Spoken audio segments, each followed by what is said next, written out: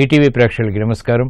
Triplex intelligence of సుమస్తు కార్యక్రమానికి స్వాగతం. ఈనాడు సుమస్తు కార్యక్రమంలోని గ్రహఫల మంచంలో గ్రహాల యొక్క స్థితిగతులు, వాటి యొక్క శుభాశుభ ఫలితాల గురించి పరిశీలిద్దాం. అలాగే ఈరోజు 12 రాశుల వరకు ఏ సంఖ్యలు కలిసి వస్తాయి, రంగుల యొక్క ప్రాధాన్యత, ఈరోజు భృగువారం లేదా శుక్రవారం, శుక్రుడి యొక్క పరిపాలన పూర్తిగా ఉంటుంది. శ్రీ మహాలక్ష్మికి చేసేటువంటి పూజాది కార్యక్రమాలు శుక్రప్రీతికి దోహదపడతాయి, తద్వారా ఐశ్వర్య ప్రాప్తి ఏర్పడుతుంది. మరి 12 రాశుల వారు శ్రీ మహాలక్ష్మి దేవిని ఎటువంటి ప్రక్రియలతో పూజించాలో పరిశీలిద్దాం. వ్యాపార సంబంధిత విషయాల్లో విజయాలు సాధించాలంటే ఎటువంటి ప్రక్రియలు పాటించాలో అదృష్టం, ఐశ్వర్యం అనేటువంటి శీర్షికలో తెలుసుకుందాం. ముఖ్యంగా ఈరోజు 12 రాశుల వారు చేపట్టవలసినటువంటి కార్యక్రమాలు ఏమిటో కూడా పరిశీలిద్దాం. ముందుగా నేటి పంచాంగ వివరాలు. శ్రీ దుర్ముఖి నామ సంవత్సరం పుష్యమాసము, ఉత్తరాయణం, హేమంత ఋతువు. ఈరోజు పుష్య బహుళ అమావాస్య, చొల్లంగి అమావాస్య. లక్ష్మీదేవి యొక్క ఆరాధన ఉపకరిస్తుంది, ఐశ్వర్య ప్రాప్తికి దోహదపడుతుంది. వారం భృగువారం లేదా శుక్రవారం. ఈరోజు చేసేటువంటి ఆధ్యాత్మిక కార్యక్రమాలు, శ్రీ సూక్త విధానంతో చేపట్టేటువంటి పూజాది కార్యక్రమాలు, అన్నదానం, వస్త్రదానం, గోసేవ శుభ ఫలితాన్ని కలిగించి ఐశ్వర్య ప్రాప్తికి దోహదపడతాయి. ఈరోజు నక్షత్రం ఉత్తరాషాఢ నక్షత్రం. ఈ నక్షత్రంలో ఈరోజు పుట్టేటువంటి వారికి ఏ పాదంలో పుట్టినప్పటికీ దోషం లేదు, శుభప్రదం. అలాగే ఈరోజు ఉత్తరాషాఢ నక్షత్రంలో పుట్టేటువంటి వారికి రవి యొక్క మహాదశతోటి ప్రారంభమవుతుంది. ప్రస్తుతం రవి యొక్క స్థితి మకర క్షేత్ర స్థితి, శత్రు క్షేత్ర స్థితి. ఇది ప్రతికూలతని ఆరోగ్యపరంగా పెంచుతుంది. కాబట్టి ఈ దోష నివృత్తికి సూర్య నమస్కారాలు, ఏకాదశ పూర్వక రుద్రాభిషేకం ఉపకరిస్తాయి. ఈరోజు భృగువారం లేదా శుక్రవారం, చొల్లంగి అమావాస్య. ఈ సందర్భంగా శ్రీ మహాలక్ష్మికి చేసేటువంటి పూజాది కార్యక్రమాలు స్మరణ ఉత్తమ ఫలితాలని, ఐశ్వర్య ప్రాప్తిని కలిగిస్తాయి.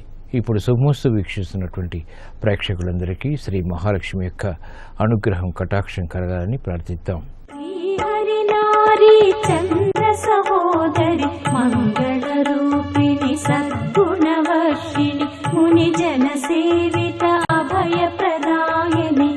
అష్టలక్ష్మీ త్రిభువన పాలిని శ్రీహరినారీ చంద్ర సహోదరి మంగళ రూపిణి సద్గుణవర్షిణి ముని జన సేవిత అభయ ప్రదాయిని అష్టలక్ష్మీ త్రిభువన పాలిని జయ జయ జయ శ్రీ హరిప్రియ రాణి సిరిమాలక్ష్మీ మంగళదాయని జయ జయ హే మధుసూదన కామిని శ్రీ మహాలక్ష్మి నమోస్తుతే.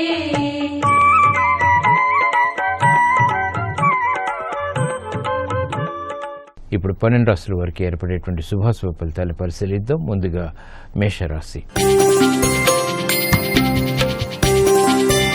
ఈరోజు మేషరాశి వారిని పరిశీలించినట్లయితే విద్యా సంబంధిత విషయాల్లో విజయాలు సిద్ధిస్తాయి. నూతన కార్యక్రమాలు గృహపరంగా ప్రారంభించగలుగుతారు. ఆటంకాలని యుక్తితో కూడినటువంటి ఆలోచన ద్వారా దూరం చేసుకునేటువంటి ప్రక్రియలు ఉపకరిస్తాయి.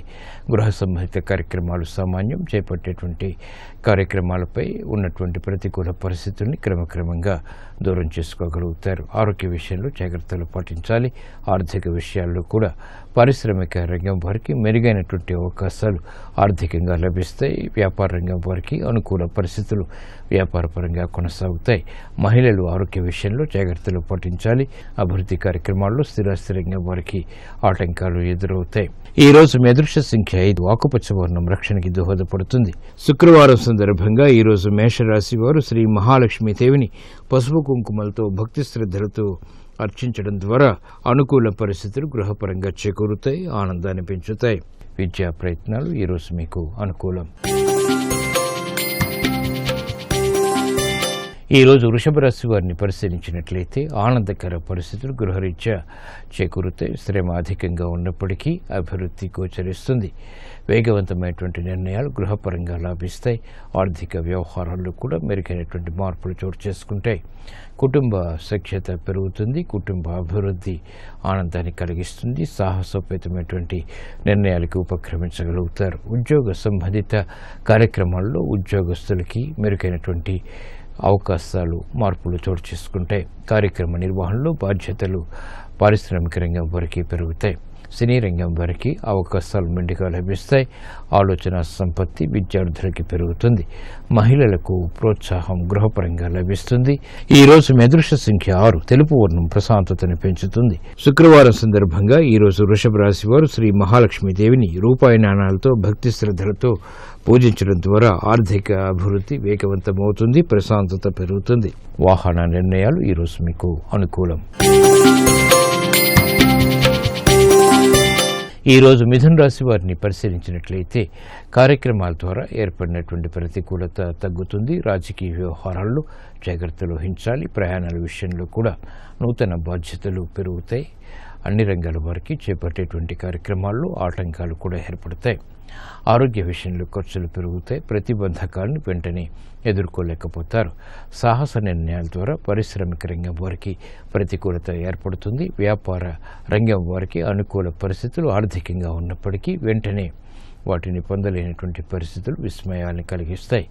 అభివృద్ధి వేచి వృత్తి వారికి కొనసాగుతుంది. ఆందోళనకర పరిస్థితులు ఉన్నప్పటికీ స్థిరాస్తి రంగం వారికి ఆదాయాన్ని పెంపొందింప చేసుకునేటువంటి అవకాశాలు కూడా లభిస్తాయి.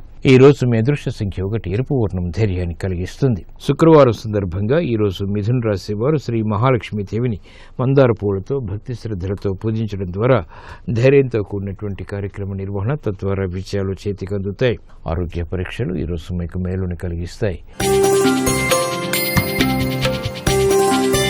ఈ రోజు కర్కాటక రాశి వారిని పరిశీలించినట్లయితే ఆర్థిక వ్యవహారాల్లో మెరుగైనటువంటి మార్పులు ప్రయత్నపూర్వకంగా లభిస్తాయి. గతంలో కన్నా మెరుగైనటువంటి పరిస్థితులు గృహపరంగా బలాన్ని పెంచుతాయి. శత్రు భీతి తగ్గుతుంది. కోర్టు సంబంధిత వ్యవహారాల్లో కూడా అనుకూల పరిస్థితులు ఆనందాన్ని కలిగిస్తాయి. ఉన్నతిగా చేపట్టేటువంటి కార్యక్రమాలు ఉద్యోగస్తులకి లాభిస్తాయి. నూతన కార్యక్రమాలు స్థిరాస్తి రంగం వారు ప్రారంభించగలుగుతారు. నూతన ఆశలు చిగురింపచేసేటువంటి పద్ధతులు వ్యాపార రంగం వారికి లాభిస్తాయి. అభివృద్ధి పారిశ్రామిక రంగం వారికి కూడా ప్రారంభమవుతుంది. గృహ సంబంధిత కార్యక్రమాల్లో మహిళలు తిరిగి ప్రారంభించేటువంటి కార్యక్రమాలు ఆనందాన్ని పెంచుతాయి. వ్యవహారాల్లో చుక్కెదురు పరిస్థితుల్ని న్యాయవాద వృత్తి వారు ఎదుర్కోగలుగుతారు. ఈ రోజు మీ అదృష్ట సంఖ్య 3. పసుపు వర్ణం త్వరితగతిన శుభాన్ని కలిగిస్తుంది. శుక్రవారం సందర్భంగా ఈ రోజు కర్కాటక రాశి వారు శ్రీ మహాలక్ష్మీదేవిని చామంతులతో భక్తి శ్రద్ధలతో పూజించడం ద్వారా శుభవార్తలు వింటారు. శత్రు భీతి పోతుంది. ఆర్థిక లావాదేవీలు సంభాషణలు ఈ రోజు మీకు అనుకూలం. ఈ రోజు సింహరాశి వారిని పరిశీలించినట్లయితే కార్యక్రమ నిర్వహణలో జాప్యాలు కొనసాగుతాయి. చేపట్టేటువంటి కార్యక్రమాలపై విముఖత పెరుగుతుంది. నూతన బాధ్యతలు పెరుగుతాయి. ఆదాయాన్ని వెంటనే పెంపొందింప చేసుకోలేకపోతారు.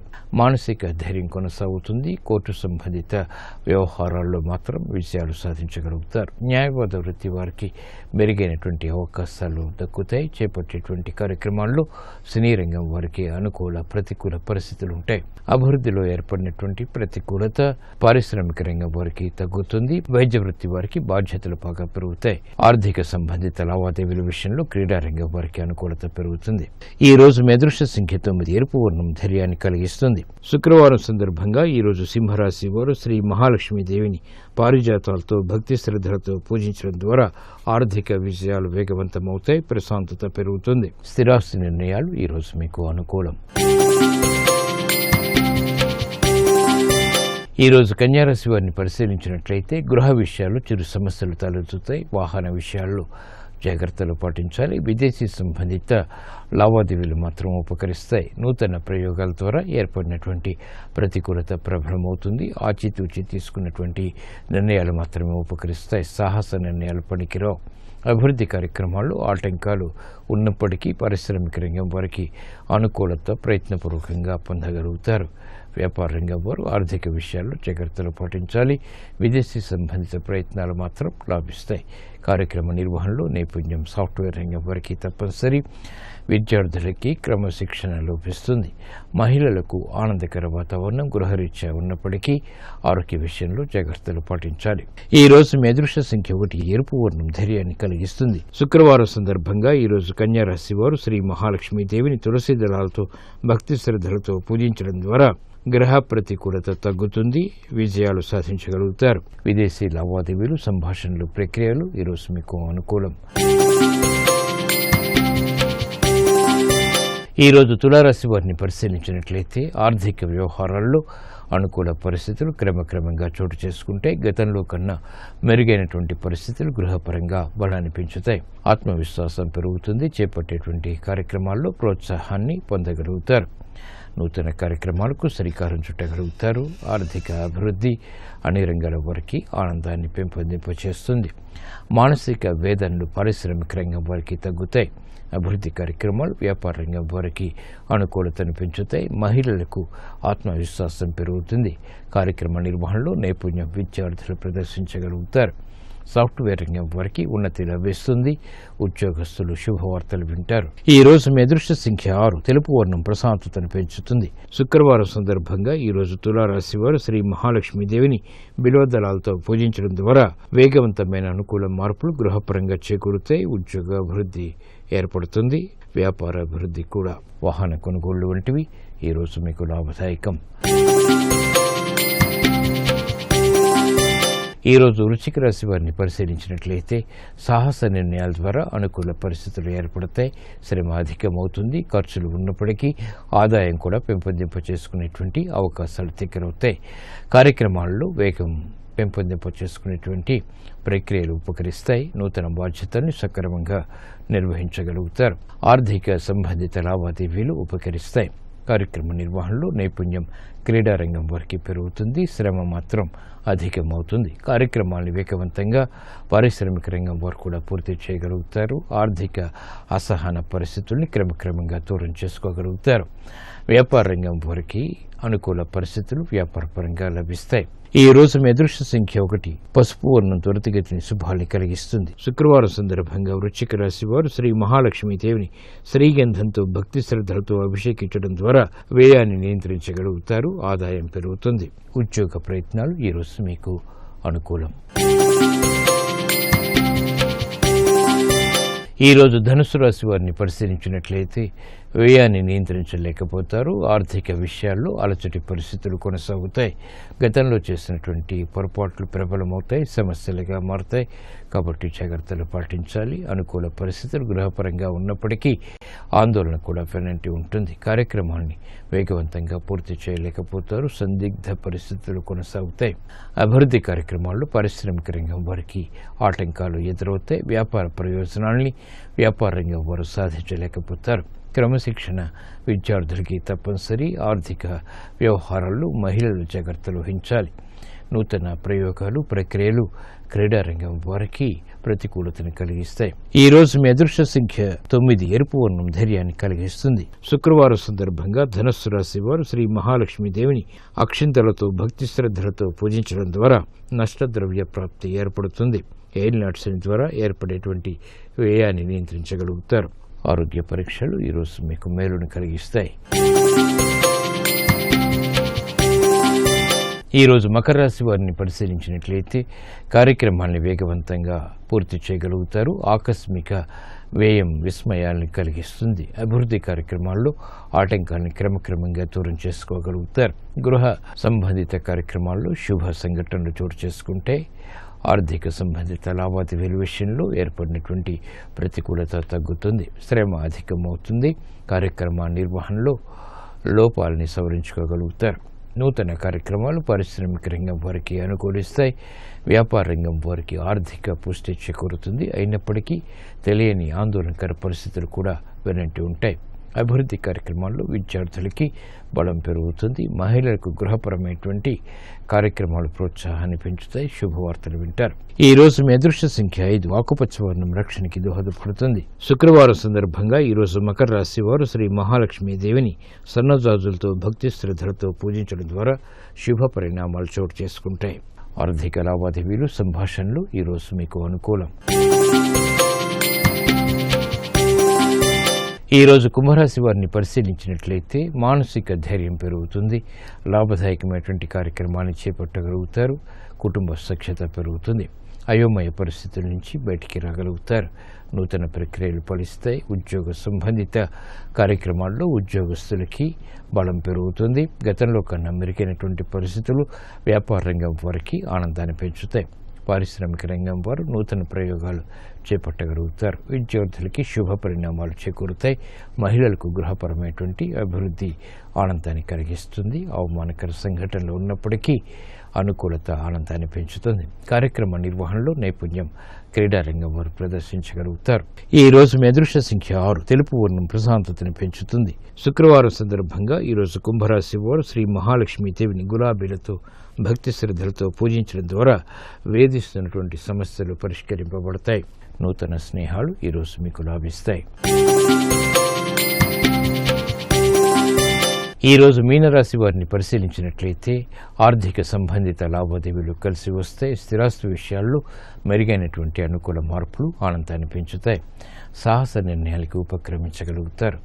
సినీ రంగం వారికి అనుకూల పరిస్థితులు ఉంటాయి. చేపట్టేటువంటి కార్యక్రమాలు ఆదాయాన్ని పెంచుతాయి. వైద్య వృత్తి వారికి ఆశించినటువంటి కార్యక్రమ నిర్వహణ తద్వారా విజయాలు చేతికి అందుతాయి. క్రమశిక్షణ ద్వారా విద్యార్థులు విద్యలో రాణించగలుగుతారు. మహిళలకు గృహ సంబంధిత కార్యక్రమాల్లో ఆత్మవిశ్వాసం పెరుగుతుంది. ప్రాధాన్యత కూడా కార్యక్రమాలను వేగవంతంగా స్థిరాస్తి రంగం వారు కూడా చేపట్టగలుగుతారు. అభివృద్ధి కార్యక్రమాలు న్యాయవాద వృత్తి వారికి లాభిస్తాయి. ఈ రోజు మీ అదృష్ట సంఖ్య 2. తెలుపు వర్ణం ప్రశాంతతను పెంచుతుంది. శుక్రవారం సందర్భంగా ఈరోజు మీనరాశి వారు శ్రీ మహాలక్ష్మీదేవిని పసుపు కుంకుమలతో భక్తి శ్రద్ధలతో అర్చించడం ద్వారా సులభ రీతిలో విజయాలు సాధ్యపడతాయి. కోర్టు సంబంధిత వ్యవహారాలు, ప్రక్రియలు, సంభాషణలు ఈరోజు మీకు అనుకూలం.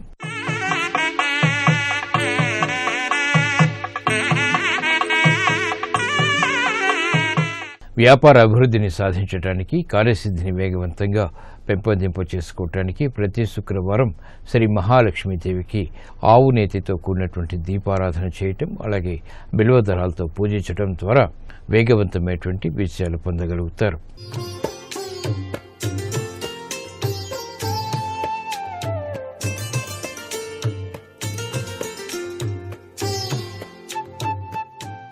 ట్రిపుల్ ఎక్స్ డిటర్జెంట్ సోప్ శుభమస్తు కార్యక్రమంలో గృహబలం అంశానికి స్వాగతం.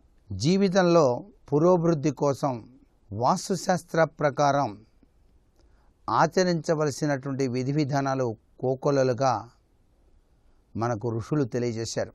వాటిని మనస్ఫూర్తిగా ఆచరణలో గనక పెట్టినట్లయితే సత్ఫలితాన్ని సాధించడానికి అవకాశం మెండుగా ఉంటుంది. గృహబలరీత్యా కూడాను వ్యక్తికి కావలసింది ఏమిటి? మొట్టమొదటిసారిగా ఆరోగ్యం, తరువాత ఆయుష్, తరువాత ధనం, తరువాత కీర్తి ప్రతిష్టలు, సంతాన సౌభాగ్యాలు.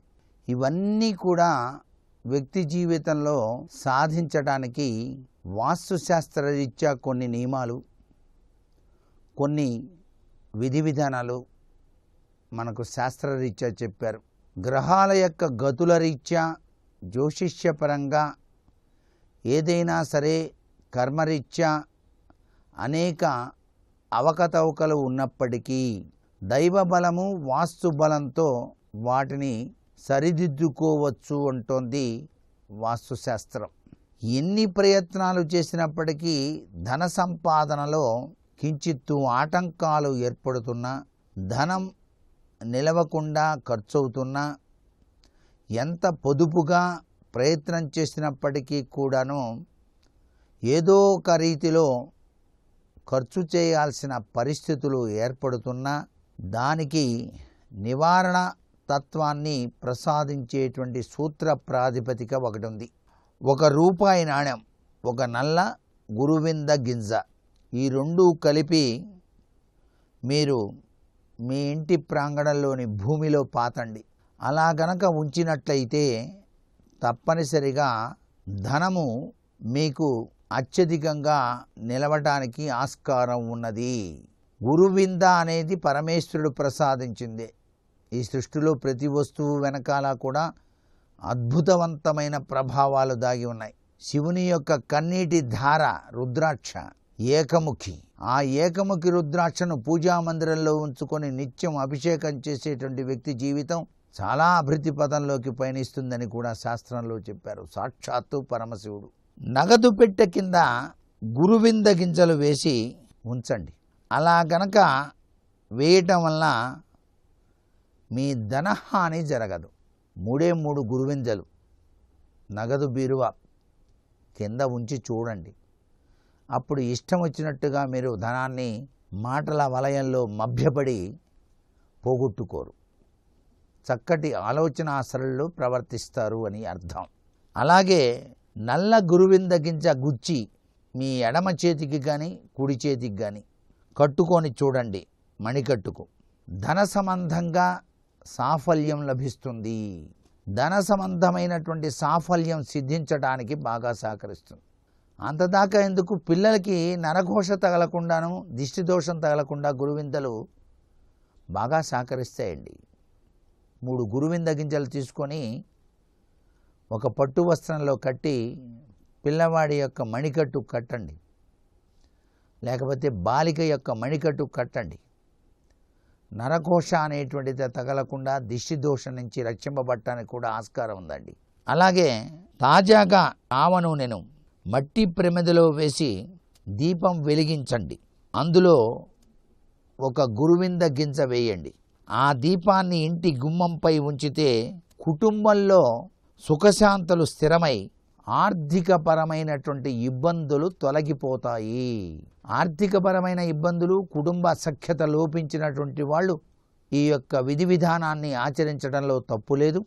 ఉద్యోగ ప్రయత్నాలు ఎంత చేసినా ఉద్యోగం రాక ఇబ్బంది పడేటువంటి వాళ్ళు కూడా ఈ యొక్క విధి విధానాన్ని పాటించడం వల్ల ఉద్యోగం రావడానికి, స్థిరత్వం ఏర్పరచడానికి కూడా ఆస్కారం ఎంతగానో ఉంటుంది సుమా.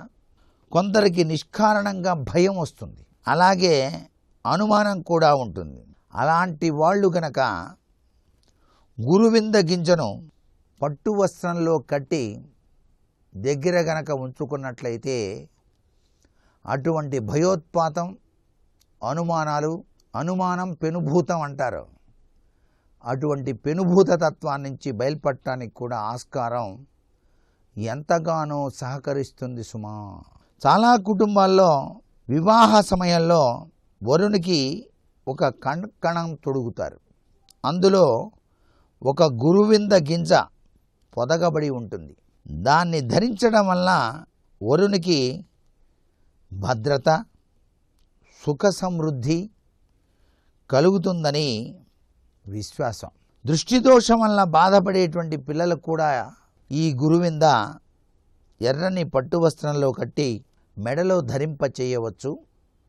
అలా చేసినట్లయితే దృష్టి దోషం నుంచి రక్షణ ఏర్పడుతుంది అనేటువంటి విషయాన్ని కూడా మనం అంచనా వేసుకోవాలి. మరికొన్ని ముఖ్య విషయాలు రేపటి శుభమస్తు కార్యక్రమంలో తెలుసుకుందామా. మరి సర్వే జనా సుఖినో భవంతు.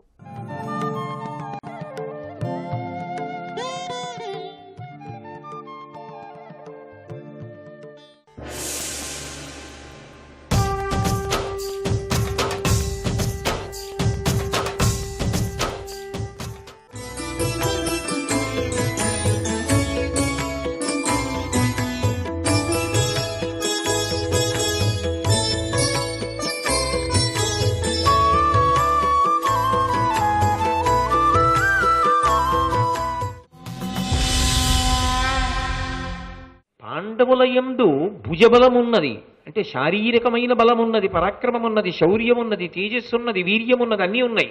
ధీబలమున్నది, అంటే ఏది చెయ్యాలో అది చేస్తారు, ఏది చెయ్యకూడదో అది చెయ్యకుండా నిగ్రహించుకోగలరు. ఈ 2 పాండవుల దగ్గర ఉన్నాయి. ఈ 2 ఉన్నంత మాత్రం చేత మూడవగత ఒకటి ఉంది, అది రాకుండా ఉండదు. అది ఏది అంటే ఆపద. ఆపద అన్న మాటకు అర్థం ఏంటంటే, ఏది వచ్చినప్పుడు నేను ఎంత శారీరకమైన బలవంతుడనైనా తప్పించుకోలేనో, ఏది వచ్చినప్పుడు నేను ఎంత బుద్ధి బలం ఉన్నవాణ్ణైనా సరే అధిగమించలేనో, దానికి ఆపద అని పేరు. ఆపద గడువం బెట్టను ఓపి శుభంబైన దాని నొడగొట్పను అంటాడు ధర్మరాజు గారు. ఆపద వస్తోంది అన్న విషయం మనకెప్పుడు తెలియదు. అది మన శరీర బలం చేత కానీ ధీబలం చేత కానీ మనం తప్పుకోలేము. అటువంటి వస్తూ ఉంటాయి. అప్పుడు ఎవరు రక్షించాలి అంటే, అది తెలుసున్నవాడు ఈశ్వరుడు ఒక్కడే. వీడికి ఆపద వస్తోంది అని. ఆపద వచ్చినప్పుడు ఆయన ఎందుకు కాపాడతాడు అంటే, భక్తి అన్న మాటకి పరిణతి ఏది అంటే, నేను వద్దన్న పని వాడు చెయ్యడు, అందుకని ఎక్కువ ప్రీతి చెందుతాడు. ఇప్పుడు ఆ ప్రీతి చెందినవాడు ఎవరు ఉంటాడో వాడు దైవబలాన్ని పొందాడు అంటారు. వాడు ఒకడికి ఆపద వస్తోంది అంటే ఆపద కన్నా ముందు వాడు వచ్చి నిలబడి వాడు ఆపద నుంచి తప్పుకోవడానికి కావలసిన వ్యవస్థను ఏర్పాటు చేస్తాడు. అంటే వీడి కాలు కిందకి పాము వచ్చే వేళటికే ఎవడో కర్రట్టు కూడా అక్కడికి వస్తాడు. అది భగవంతుని యొక్క వ్యవస్థ. ఈ 3 పాండవులకు ఉన్నాయి.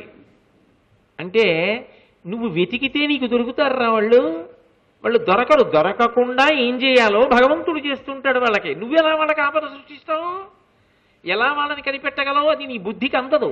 వాళ్ళు ఉన్నారన్నా నువ్వు పట్టుకోలేవు. కాబట్టి బాహుబల ధీబల దైవబలంబులొప్పవర్తిల్లుదురు. వాళ్ళకి ఈ 3 బలాలు ఉన్నాయి దుర్యోధన. అందుకని నువ్వు వాళ్ళని పట్టుకోలేవు.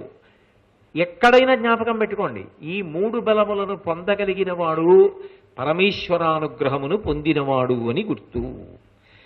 మహాత్ముల కరిష్టములేమిట ఎందు ఏల పాటిల్లేడు. వాళ్ళకి ఆపదలు దేనికొస్తాయి? ఈ 3 ఉన్నప్పుడు వారి కాంపను కడింది తదీయ మహానుభావతన్. కాబట్టి వాళ్ళని గుర్తించడం అంత తేలిక విషయం కాదు. వాళ్ళు ఎక్కడో ఉన్నారు, కానీ ఉన్నారన్నా నువ్వు పంపించిన వేగులు అక్కడికి వెళ్ళినా వాళ్ళు కనిపెట్టలేరు.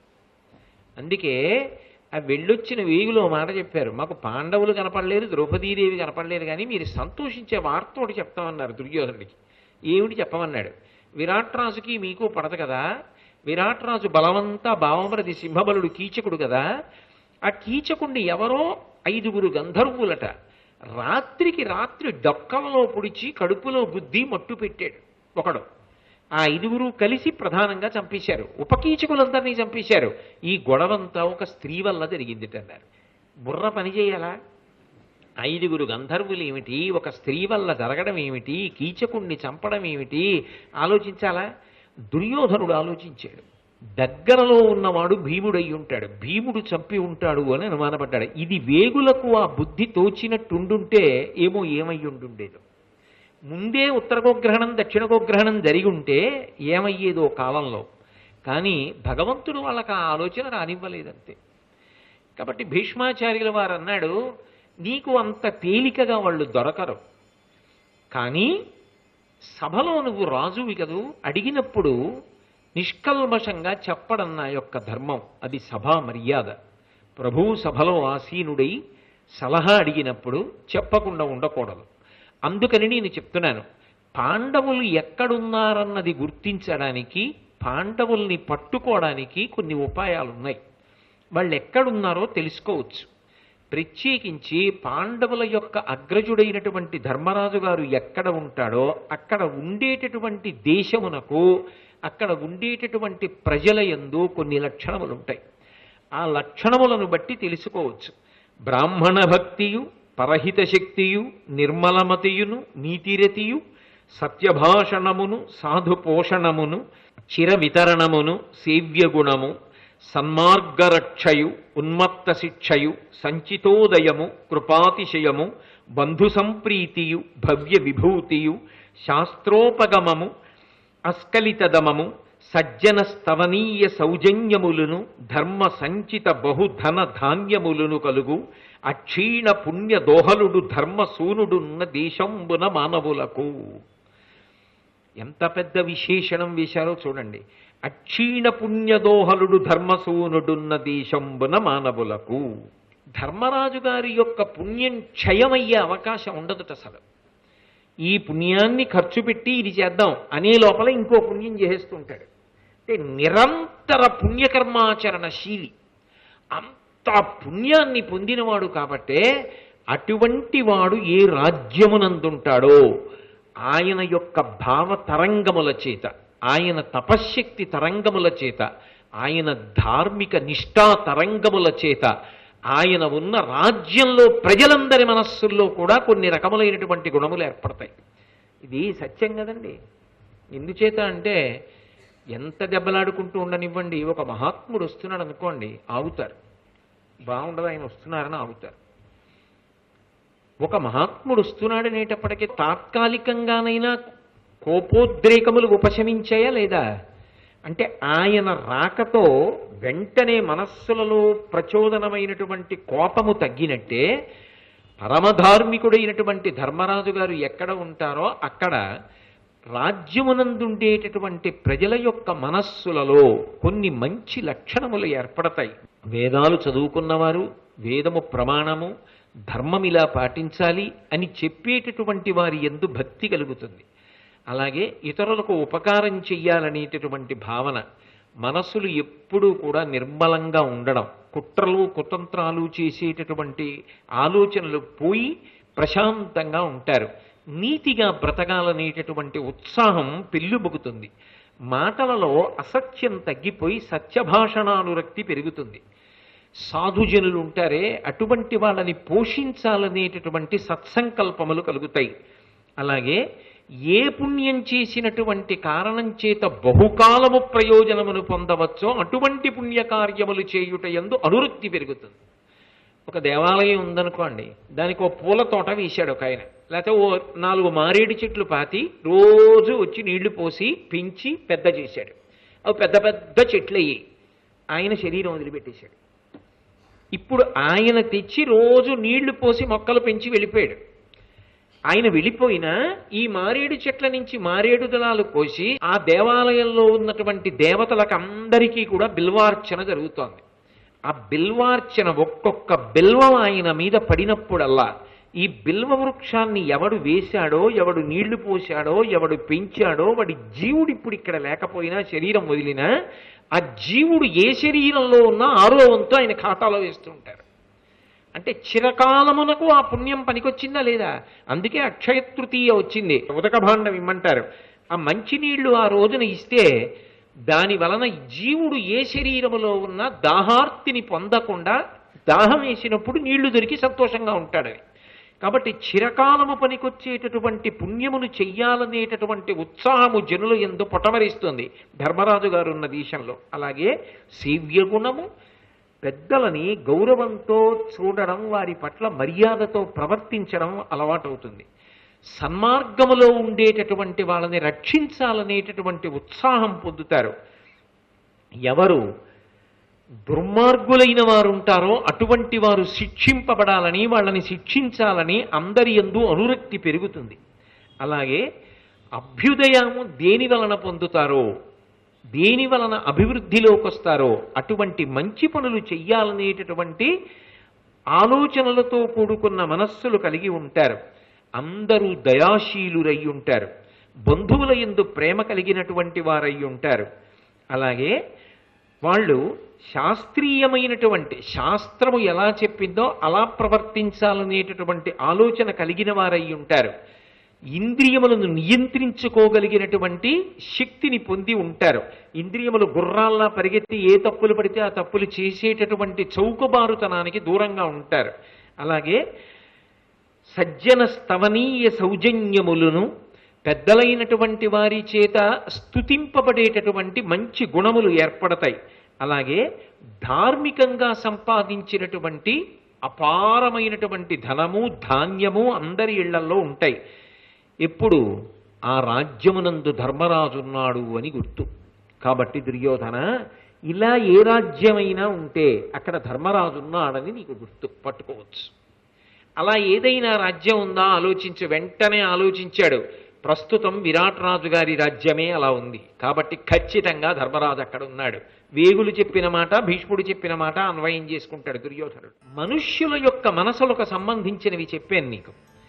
దీనితో పాటు చాలా తేలికగా పట్టుకోవడానికి వీలైన గుర్తు ఇంకొకటి చెప్తాను దుర్యోధన.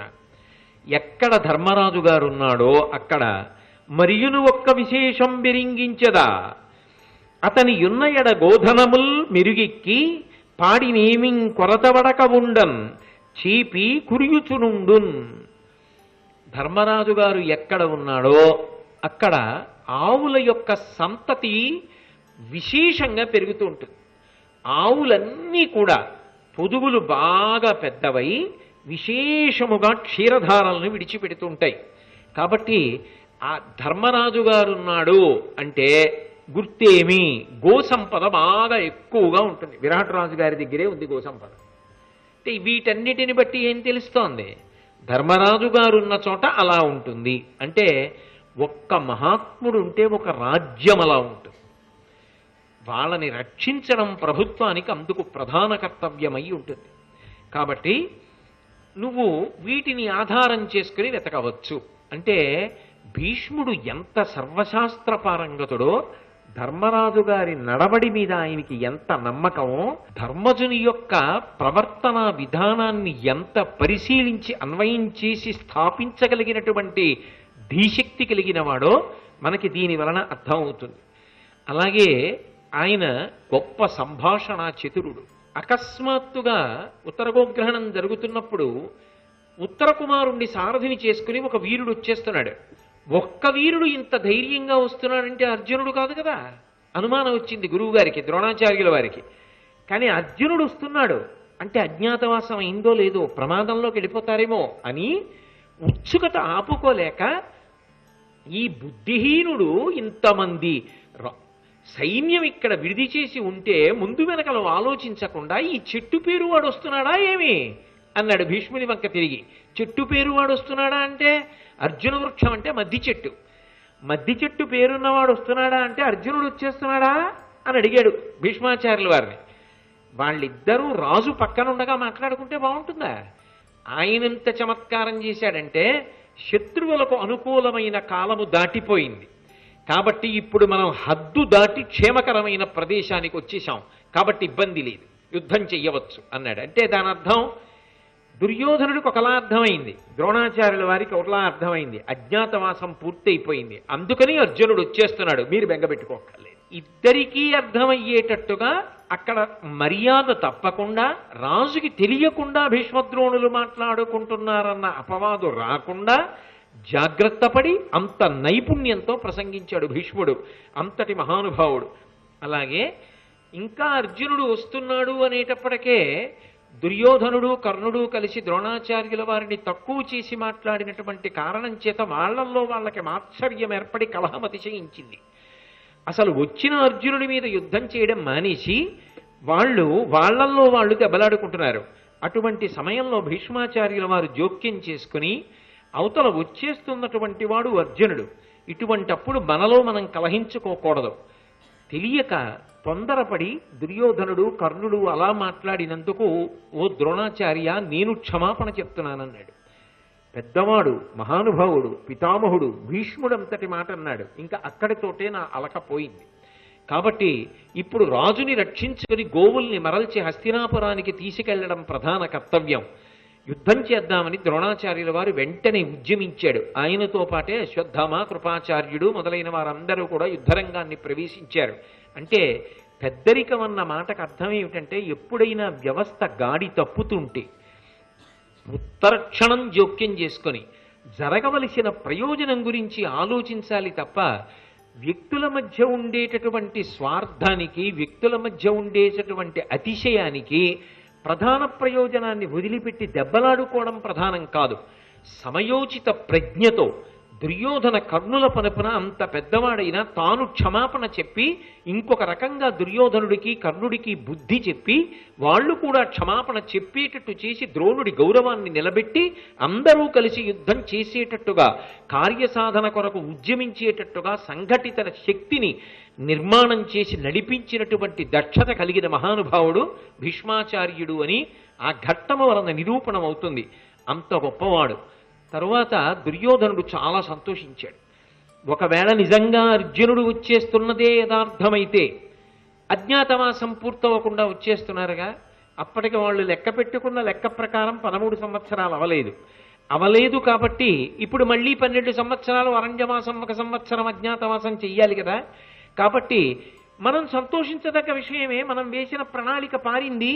గోవులను తరలించడానికి మనం బయలుదేరాం కాబట్టి ధర్మాత్ములైనటువంటి పాండవులు గోవులను రక్షించకుండా ఉండలేక వాళ్ళు మారువేషాలు విడిచిపెట్టి బయటపడిపోయి మనతో యుద్ధం కోసమని వస్తున్నారు. అంటే ఇప్పుడు మళ్ళీ తిరిగి 12 సంవత్సరముల అరణ్యవాసము, 1 సంవత్సరము అజ్ఞాతవాసము చెయ్యవలసిన అగత్యం ఏర్పడుతోంది కనుక వాళ్ళు ధర్మం కోసమే బయటికి వచ్చినా మనం గెలిచాం, మనం సంతోషంగా ఉండొచ్చు, మళ్ళీ 13 సంవత్సరాలు వాళ్ళు దూరంగా వెళ్ళిపోతారు అని దుర్యోధనుడు సంతోషిస్తుంటే భీష్మాచార్యుల వారు జోక్యం చేసుకుని, గంగాదేవి భీష్మాచార్యుల వారిని తీసుకొచ్చి శంతన మహారాజు గారికి అప్పచెప్తున్నప్పుడు చెప్పింది, ఈయన వేదమును 6 శాస్త్రములతో కలిపి చదువుకున్నాడు, వేదమును అంగ ఉపాంగములతో కలిపి చదువుకున్న మహాపురుషుడు. ఈయనకి జ్యోతిష్ శాస్త్రము కూడా బాగా తెలుసు, దిట్ట అని చెప్పింది, వశిష్ఠుడి దగ్గర నేర్చుకున్నవాడు అని చెప్పింది. అందుకే వెంటనే ఆయన ఒక విషయాన్ని చెప్పాడు. 2వ ఏట నొక్కండధిక మాసము ఇట్లెక్కిన నెలలెల్ల కూర్చికొన 13 హాయనములు తప్పక నిన్నటితోడన నిండే అంత ఎరిగియు తమ పూన్కి ఎల్లను తీర్చితిమని పడసూపె అర్జునుడు నేడు పాండుపుత్రులు ధర్మపరులు. ధర్మాత్మజుండేరి గధిష్టాత వారు ధర్మపదము తప్పుదురే అన్ని పాటులట్లు పడిన వారలు తరియంగ పారనెర్తురెట్లు తమకించి నీతి విహీన వృత్తి తమకునొక కీడు వచ్చు విధంబుగాగా అన్నారు. 2వ ఏట నొక్కండధిమాసము ఇట్లెక్కిన అన్నెలలెల్ల కూర్చికొన. ఓ దుర్యోధన, నువ్వు 13 సంవత్సరాలు లెక్క పెట్టేటప్పుడు వాళ్ళు అరణ్యవాసానికి వెళ్ళిన దగ్గర నుంచి కాలాన్ని లెక్క పెట్టావు. కానీ ధర్మరాజు అంత అమాయకుడు కాదు, పాండవులు అమాయకులు కారు. వాళ్ళు కాలాన్ని లెక్క పెట్టుకునేటప్పుడు శాస్త్రీయమైన రీతిలో గణన చేశారు. అధిక మాసాలు కూడా లెక్క పెట్టారు. అధిక మాసాలు వస్తుంటాయి, ఆ అధిక మాసములు లెక్క పెట్టుకున్నారు. అధిక మాసములతో కలిపి లెక్క పెడితే నిన్ననే అజ్ఞాతవాసం పూర్తయిపోయింది. అందుకే అర్జునుడు ఇంత ధైర్యంగా యుద్ధానికి వచ్చేస్తున్నాడు. పైగా నీకు ఇంకొకటి చెప్పనా, అజ్ఞాతవాసం పూర్తయిపోయి ఇన్ని కష్టాలు ఇన్ని సంవత్సరాల నుంచి పడినటువంటి వాళ్ళు యుద్ధానికి వస్తున్నారంటే వాళ్ళని ఢీకొని యుద్ధం చెయ్యడం అంత తేలికైనటువంటి విషయం కాదు. 2, పాండుపుత్రులు ధర్మపరులు, వాళ్ళు అపారమైనటువంటి ధర్మానుష్ఠాన తత్పరులు, వాళ్ళు ఎప్పుడూ ధర్మాన్ని దాటరు. ధర్మాత్మజుండేరి కధిష్టాత వారు ధర్మపదము తప్పుదురే. ఆ అన్నదమ్ముల్లో పైన ఉన్నవాడు ధర్మరాజు. ధర్మరాజు ఏం చెప్తాడో వాళ్ళు నలుగురు అది చేస్తారు. ధర్మరాజు పైన ఉండగా అర్జునుడు ధర్మం తప్పి అజ్ఞాతవాస నియమాన్ని ఉల్లంఘించి యుద్ధానికి వస్తాడా? ఒక్కనాటికి రాడు. కాబట్టి వాళ్ళ అజ్ఞాతవాసం పూర్తయిపోయింది. ఇన్నాళ్ళు ఇన్ని పాటలు పడ్డారు. వాళ్ళు తొందరపడి ఎందుకు సమీపిస్తారు? ఎందుకు వస్తారు యుద్ధానికి? అంత అమాయకంగా యుద్ధానికి వచ్చేసి దొరికిపోయి 13 ఏళ్ళు అరణ్యవాసం అజ్ఞాతవాసానికి మళ్ళీ వెళ్ళిపోయేటంతటి అమాయకుల, శాస్త్రోల్లంఘనం చేసేవాళ్ళ, ధర్మనిష్ట తెలియనటువంటి వాళ్ళ?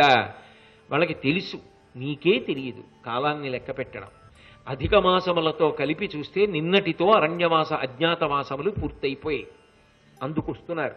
సహస్రచంద్ర దర్శనోత్సవము అని ఒకటి చేస్తూ ఉంటారు లోకంలో. సహస్రచంద్ర దర్శనోత్సవము అంటే అది భగవంతుడు ఎవరికి అంత గొప్ప ఆయుర్దాయం ఇస్తాడో అటువంటి వాళ్ళు చేసుకునేటటువంటి ఉత్సవం. 1000 మంది చంద్రుల్ని ఆయన చూశాడు అని. 1000 మంది చంద్రుల్ని చూడడం అంటే ఆయుర్దాయం ఉంటే కదా చూడడం. ఆయుర్దాయం ఏ వ్యక్తి అయినా తాను ఉంచుకుందామంటే ఉండేదా, వదిలేద్దామంటే వదిలేదా? ఆ పరమేశ్వరుడు అనుగ్రహిస్తే ఆయుర్దాయం ఉంటుంది. అందుకే 1000 మంది చంద్రుల్ని ఒకరు చూశారు అంటే ఆ కుటుంబంలో ఉన్నవారు, బంధువులు దాన్ని ఉత్సవంగా నిర్వహిస్తారు. సహస్ర చంద్ర దర్శనోత్సవము అని. 1000 చంద్రుల్ని చూశాడు అని లెక్క ఎలా చెప్పాలి అంటే, 1000 చంద్రుల్ని చూశారని చెప్పడం పెద్ద కష్టం ఏమిటండి అన్నప్పుడు ఒక పని చేస్తూ ఉంటారు. 83 ఏళ్ళు వచ్చాయనుకోండి ఆయనకి. ఇప్పుడు ఆయన సంవత్సరానికి 12 చంద్రుల్ని చూశాడుగా. నెలకొక పౌర్ణమి చంద్రుడు వస్తాడు. ఒక సంవత్సరం అయితే 12 మంది చంద్రుల్ని చూశాడు. 83 ఏళ్ళు వస్తే 83 × 12 ఆయన 996 మంది చంద్రుల్ని చూశాడు. కాబట్టి ఇంకొక 4 నెలలు కూడా ఆయుర్దాయం ఆయనకి భగవంతుడు ఇచ్చాడు అనుకోండి. ఇప్పుడు ఆయన 1000 మంది చంద్రుల్ని చూశాడు. అంటే ఆయనకి సహస్రచంద్ర దర్శనోత్సవం ఎప్పుడు చెయ్యాలి? 83 సంవత్సరముల 4వ మాసం వచ్చిన తరువాత, 4వ మాసం కూడా వెళ్ళిపోతే 5వ నెలలో సహస్రచంద్ర దర్శనోత్సవాన్ని చెయ్యాలి. 83 సంవత్సరముల 5వ మాసమునందు. ఇది సాధారణ సిద్ధాంతం. కానీ అది తప్పు. అలా లెక్క కట్టకూడదు, అలా చేయకూడదు సహస్రచంద్ర దర్శనోత్సవాన్ని. సహస్రచంద్ర దర్శనోత్సవానికి లెక్క ఎలా కట్టుకోవాలో ఆగమాలు ప్రతిపాదన చేస్తాయి, కాలాన్ని దృష్టిలో పెట్టుకుని.